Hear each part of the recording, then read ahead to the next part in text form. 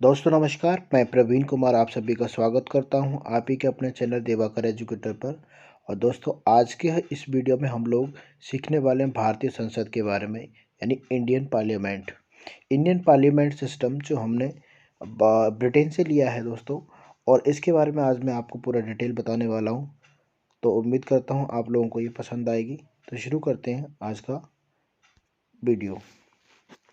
इसमें पहला पॉइंट लिखा हुआ है, भारतीय संसद का शिलान्यास 12 फरवरी 1921 में किया गया। यानी इसकी शुरुआत, इसका शिलान्यास किया गया, इसको बनाने की शुरुआत 12 फरवरी 1921 में की गई थी और 18 जनवरी 1927 को यह बनकर तैयार हो गया, यानी इसका उद्घाटन हुआ।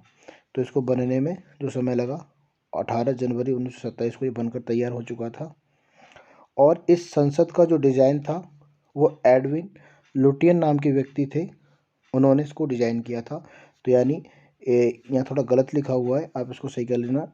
लुटियन नाम के व्यक्ति हैं और इन्होंने इसको डिज़ाइन किया था। इनको वास्तुकार भी कहा जाता है, वास्तुकार। तो इसके वास्तुकार एडविन लुटियन थे। नेक्स्ट पॉइंट है कि संसद पुर्तगाली स्थापत्य कला का एक नमूना है। इसमें स्थापत्य कला की जो झलक मिलती है वो पुर्तगाली स्थापत्य कला की झलक मिलती है। और संसद में 144 मजबूत खंभे लगे हुए हैं। अगर आप संसद को गौर से देखेंगे तो उसमें 144 खंभे हैं जो काफ़ी मजबूत हैं, उन पर पूरा संसद टिका हुआ है। नेक्स्ट लेते हैं दोस्तों। नेक्स्ट पॉइंट है कि इसके निर्माण में लगभग 83 लाख रुपए का खर्च हुआ। जब इसका निर्माण हुआ तो इसके निर्माण में लगभग 83 लाख रुपए लग गए थे। और इसमें 12 द्वार हैं संसद भवन में, यानी 12 द्वार हैं और इसमें एक मुख्य द्वार है, यानी मेन गेट एक है और 12 द्वार टोटल हैं। संसद भारत की सर्वोच्च विधायिका है, ये विधायिका है। तो हमारे देश का जो कानून है, हमारे पूरे भारत के लिए जो कानून बनता है वो हमारा संसद में ही बनता है। तो इसलिए इसको भारत की विधायिका भी कहा जाता है। संसद का प्रावधान अनुच्छेद 79 में दिया गया है। यानी अगर संविधान में अगर जाते हैं, संविधान के अनुच्छेद 79 में पार्लियामेंट्री सिस्टम का पूरा ब्यौरा दिया हुआ है। नेक्स्ट पॉइंट लेते हैं। संसद के अंग लोकसभा, यानी लिखा हुआ संसद के अंग लोकसभा, राज्यसभा और राष्ट्रपति होते हैं। यानी ये तीनों मिलकर ही संसद का निर्माण करते हैं। अनुच्छेद 81 में आर्टिकल नंबर 81 में लोकसभा का प्रावधान दिया गया है कि हमारे देश में एक लोकसभा होगा जो निम्न सदन कहलाता है हमारा संसद का। लोकसभा का गठन जो हुआ वो 17 अप्रैल 1952 में किया गया था, लोकसभा का गठन। और इसकी पहली बैठक 13 मई 1952 में हुई। तो आपको ये बात पूरी याद रखनी है। इसमें जो अधिकतम सीटों की संख्या है वो है 552 इसमें अधिकतम सीटों की संख्या दी गई है। और लेकिन वर्तमान में देखा जाए तो केवल 545 सीटों पर ही चुनाव होते हैं। 545 सीटों पर चुनाव होते हैं, जिसको हम लोग लोकसभा चुनाव कहते हैं। इसमें पीएम का चुनाव होता है।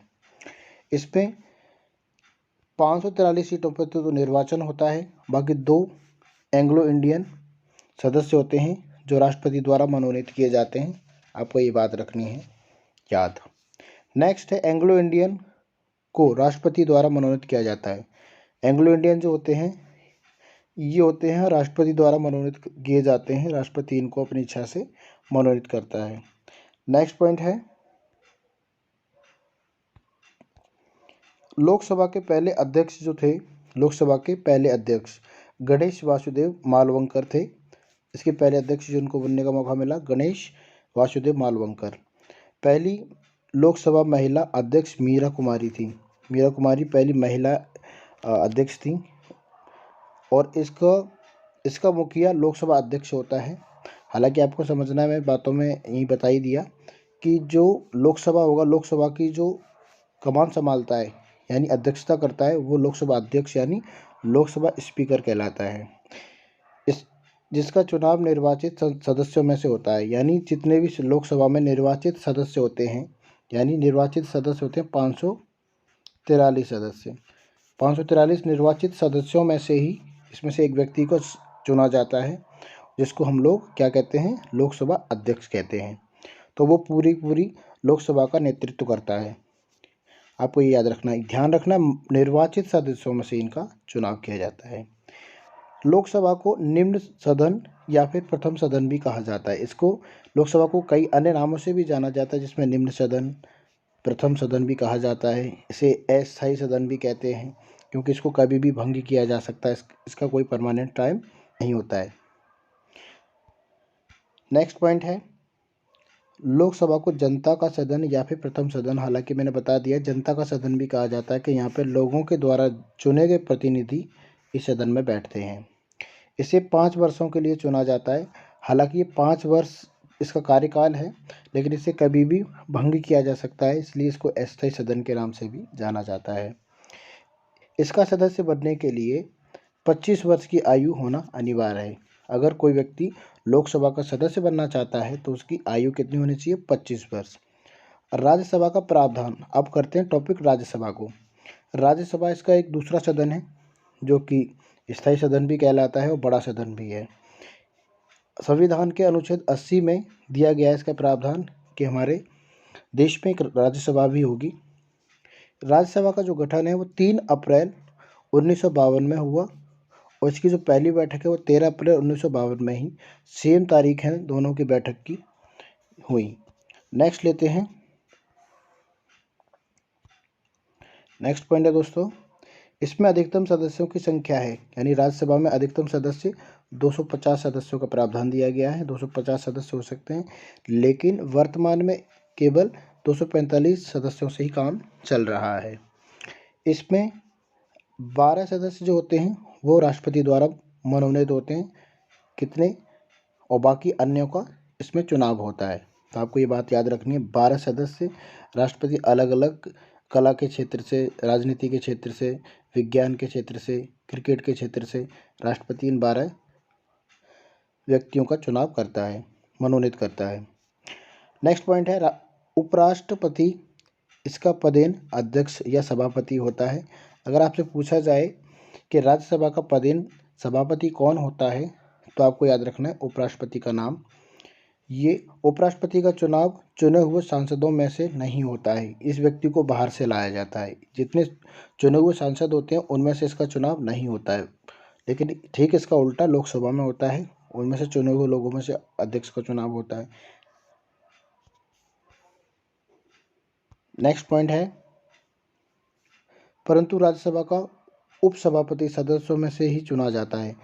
एक तो है हमारा सभापति, जिसको हम लोग उपराष्ट्रपति कहते हैं, और इसको जो वेतन मिलता है वो सभापति के रूप में ही सारे वेतन भत्ते मिलते हैं इसको। लेकिन एक व्यक्ति और है जो उपराष्ट्रपति की अनुपस्थिति में सभा का संचालन करता है, वो है हमारा उपसभापति। इसका चुनाव चुने हुए लोगों में से ही किया जाता है। राज्यसभा को उच्च सदन या द्वितीय सदन भी कहा जाता है। उच्च सदन मैंने आपको बता दिया, बड़ा सदन माना जाता है, ऊंचा सदन माना जाता है, और उसको द्वितीय सदन भी कहते हैं, क्योंकि प्रथम सदन किसे बोला जाता है, लोकसभा को। इसे 6 वर्षों के लिए चुना जाता है। इसमें जो सदस्य होते हैं उनको 6 वर्षों के लिए चुना जाता है, उनका कार्यकाल 6 वर्ष का होता है।